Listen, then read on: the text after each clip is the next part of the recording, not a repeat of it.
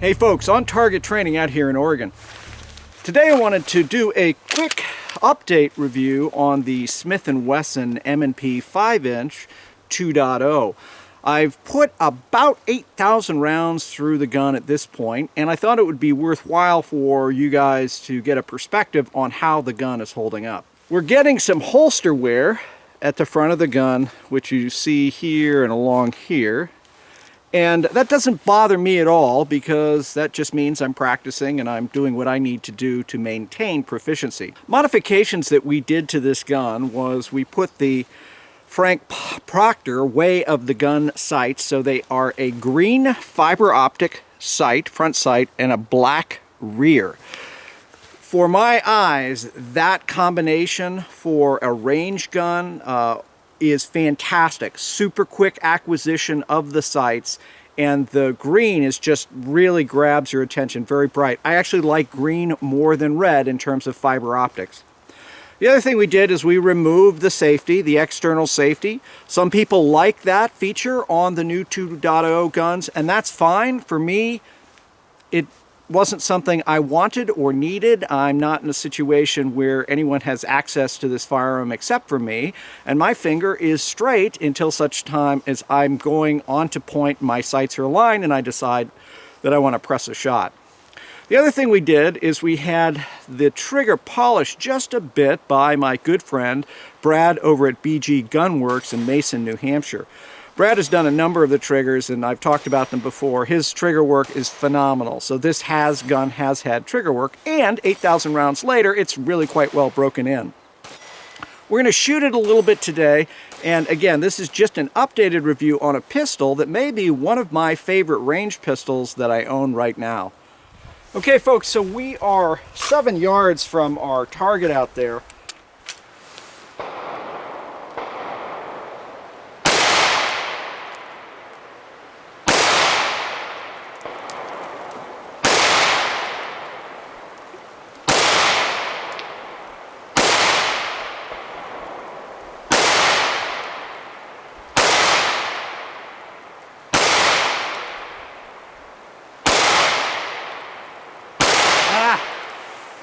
I always have to throw one out just to show you guys how easy it is if you just lose concentration for just a second. But again, 7 yards, and we've got about a 1-inch group out there. And if I were shooting, if the conditions were a little better, maybe if I were a little more warmed up, my hands weren't cold, all those other excuses, I might be able to do a little bit better from a precision standpoint. What we're going to do now is I'm going to step back to 10, and we're going to do 5 rounds again at the circle on the right and give you guys a chance to see that. Okay, here we are, 10 yards.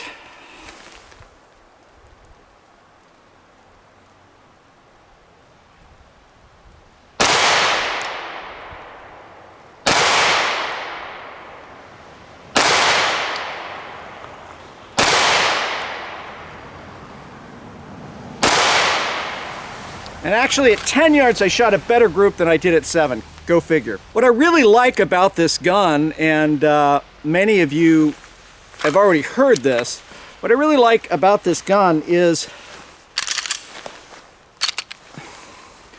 we've got a longer sight radius, of course, with the 5-inch. We've also got ergonomics that for my hand, I'm using the small backstrap here, and the stippling on the frame here just makes the gun fit in my hands in a really great way. And for me, you know, handguns are really a subjective experience, how the shooter feels with the gun in their hands. And this gun fits my hand very, very well. And it's easy for me every time I come to point to acquire that front sight. I can see the front sight and I can press the shot. Again, with the sight setup and that longer sight. The other thing that Smith did with the newer version guns is they've gotten a much more tactile reset. So press,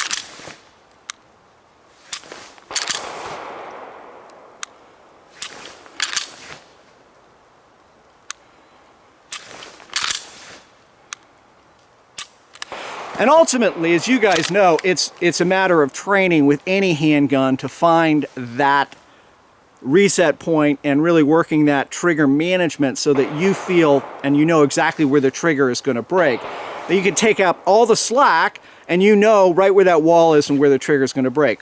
All kinds of great polymer pistols out there, and certainly there are different trigger types that some people prefer one versus another one. This one, just for me, has been working extremely well, and I've been shooting Smiths now for the better part of, I don't know, 6 years.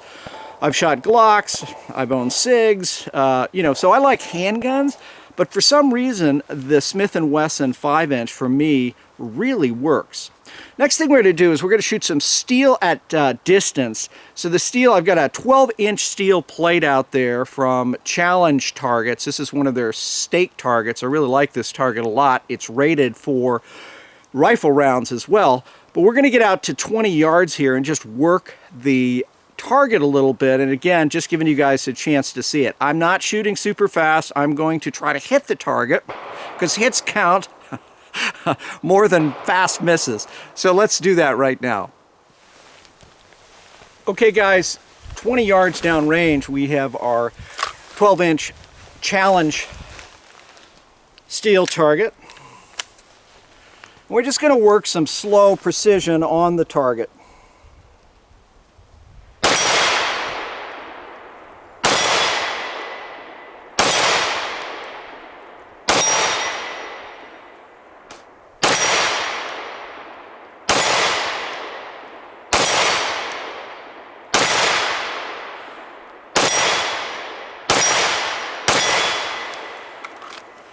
What I do want to say though is the Smith, and especially with the sight setup, the Way of the Gun sights by Frank Proctor, they really allow this great quick sight acquisition, and it really makes it a lot of fun to shoot and fairly easy to hit targets at a fair distance.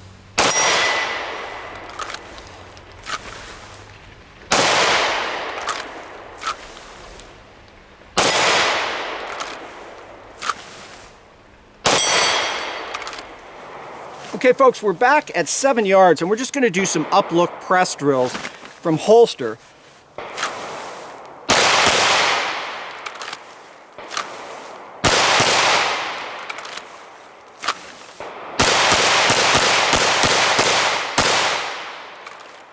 So you can see combat effective hits. I'm able to get the gun out quickly, see the front sight, and all of that has to do with the fact that the gun just fits my hands.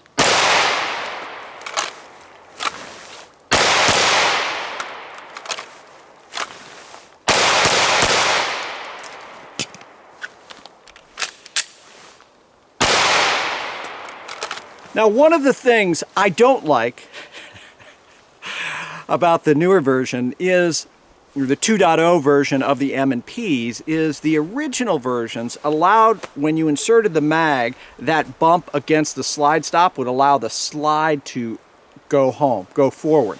Some people really didn't like that. They thought it was a safety issue. For me, if I'm reloading my gun with speed in a hurry, I want the gun back in battery. It was 100% reliable for me. Some people said it didn't work for them, so whatever. People complained, and Smith changed things up. Smith added a little part right here that prevents the slide from auto-forwarding. That's my only knock. Other than that, I love the new pistol, but I do miss the ability to auto-forward the slide as I come out.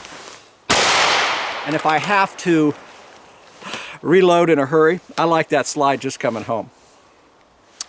Well guys, really appreciate you watching. That's an update, 8,000 or so round update of the Smith & Wesson M&P.